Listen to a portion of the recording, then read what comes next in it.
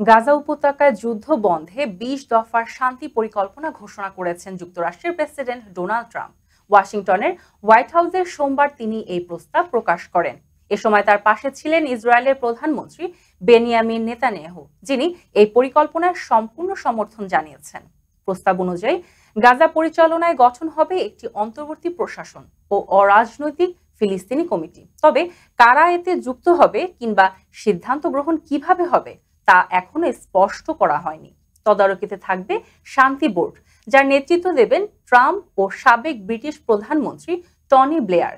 পরিকল্পনায় আরো বলা হয়েছে, গাজায় নিরাপত্তা নিশ্চিত করতে গঠন হবে একটি আন্তর্জাতিক স্থিতিশীলতা বাহিনী। তবে বাহিনী কারা গঠন করবে বা এর ক্ষমতা কতটাই হবে তা এখনো অনির্দিষ্ট। ইসরায়েলের সেনা প্রত্যাহারের ক্ষেত্রেও কোনো নির্দিষ্ট সময়সীমা দেওয়া হয়নি এবং এই প্রস্তাবে ফিলিস্তিনি রাষ্ট্র প্রতিষ্ঠার সম্ভাবনা নিয়েও অনিশ্চয়তা রয়ে গেছে। ফলে ট্রাম্পের এই পরিকল্পনা নিয়ে বহু প্রশ্ন ও অস্পষ্টতা এখনো রয়ে গেছে।